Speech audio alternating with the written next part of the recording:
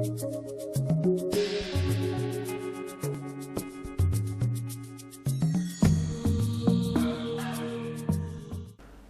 welcome to another video. So first of all, I'm not a photographer, not a pro, not an amateur. I just want to, when I'm out and about, just want to capture quality images.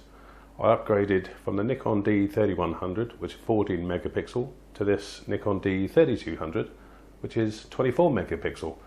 And I have to point out there really isn't much difference. When I look at the photos on the computer screen, apart from the larger file size, so you can get them printed bigger if you want, the 3200 really isn't any better than the 3100. And the 3200 doesn't compare to some of the older high-end cameras, like the D700. It takes awesome pictures. I'll give you a look, maybe I'll put some on the screen. So this is one of the standard Nikon lenses, cheap Nikon lens, 18 to 140mm f3.5 to 5.6. Now unfortunately that f-stop does increase as you zoom in.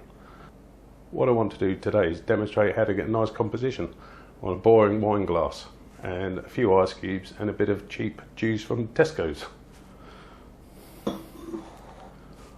So you see to the right there, I've got a glass on the windowsill. It's got water and ice and a small bit of juice in it. So what was important for the quality photo, get a clean glass. This has been used, and I imagine, I don't know, lips or lipstick must wear the top of this rim. I wasn't getting nice pictures when I zoomed in. So get a nice clean glass, put some ice and water in it to get the condensation on the outside, gives you a nice effect. Now what I've done with this camera, I've zoomed in, took forever to get the glass straight. It's got to be straight, otherwise the photo is just going to look amateurish.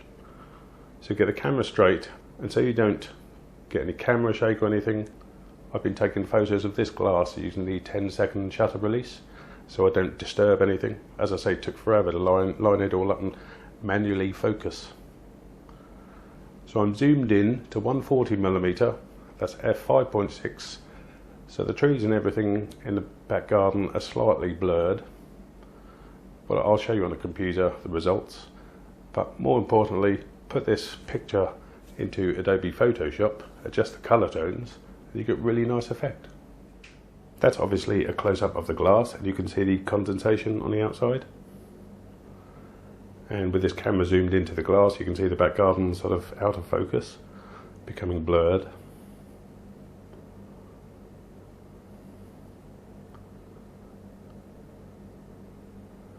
So I haven't got any fancy backdrop, so I thought, what happens if I take a photo of that glass at the kitchen window with the aperture wide open. So if I show you on my camera,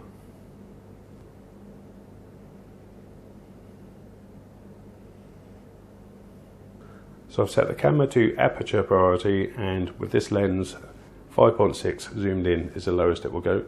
If I zoom back out, I can get an f3.5. So an f5.6 with a metering, it's going to have a shutter speed of 125th of a second. So if I show you this shutter release, in case you're not familiar, press this menu button down here, and you can see there's the ISO 100, white balance,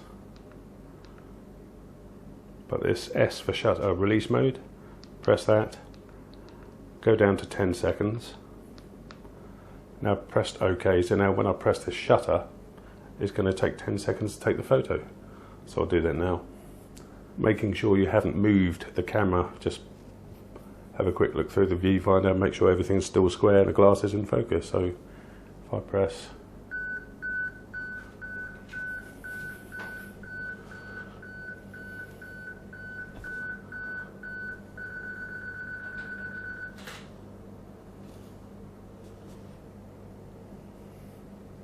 so that's it.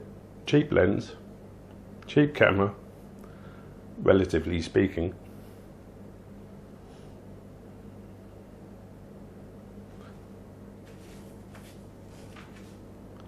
And quite a nice composition. So now I'll put these photos onto the computer and show you what you can do in Adobe Photoshop. Well, I'll do that again, but what I did for the final photo is actually pour some juice into it as well. So I know it's going to speed up when I have to start pouring the juice.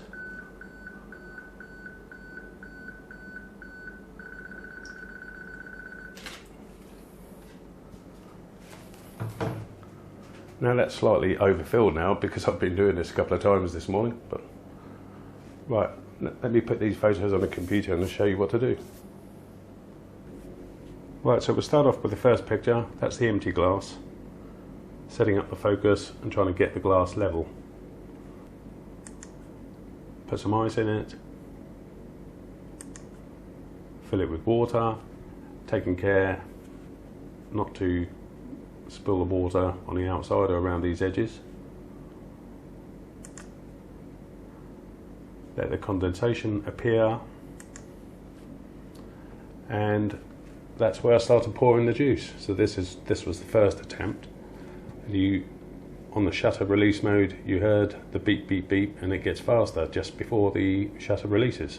So that's when I start pouring the juice. And then import this photo into Adobe Photoshop and I'll show you how to darken the background. So if I go back one,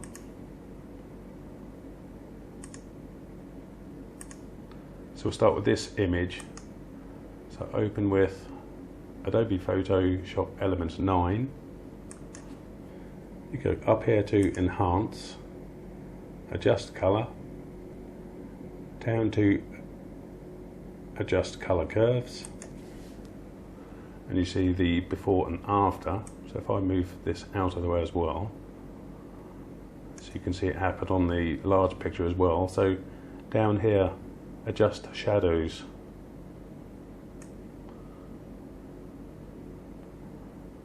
So that's going all the way to the left, and you can see obviously the outside of the garden is darker on the left than the right. So it's up to you what you want to do. Don't have to darken it as much, just a touch.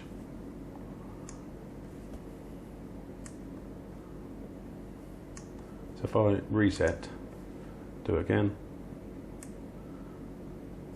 That's just a small bit. Keeping an eye on here or here. Or you can adjust it all the way. So if I go OK, so if you want to keep it on your PC, obviously keep the file size large if you want to get this printed. But I think for an amateur with no artistic flair, with cheap camera, cheap lens, this is a nice composition, a nice photo. So up here, so as not to mess up the original. So the original was called DCS 0009, so just go adjusted, or ADJ for adjusted, or whatever you want to call it. So you're saving it as a separate file.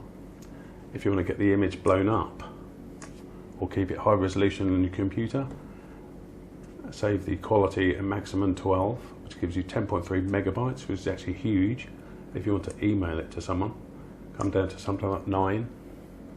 And it's 2.5 megs, maybe it's still a touch big, but 1.9 megs, something like that, so 8. That's the quality is still going to be there at 1.9 megs, but small enough to send to Facebook or whatever you want to do with it.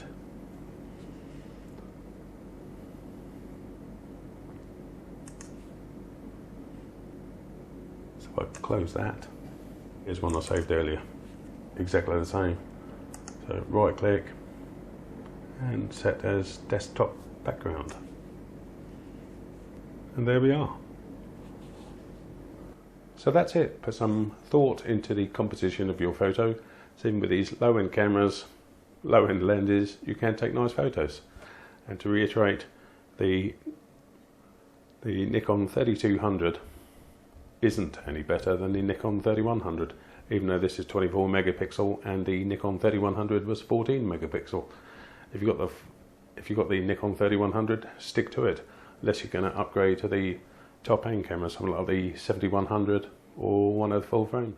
So hopefully this video has helped you get nice looking photos from nothing more than some ice and a wine glass with some juice. And it tastes lovely too. Thanks for watching.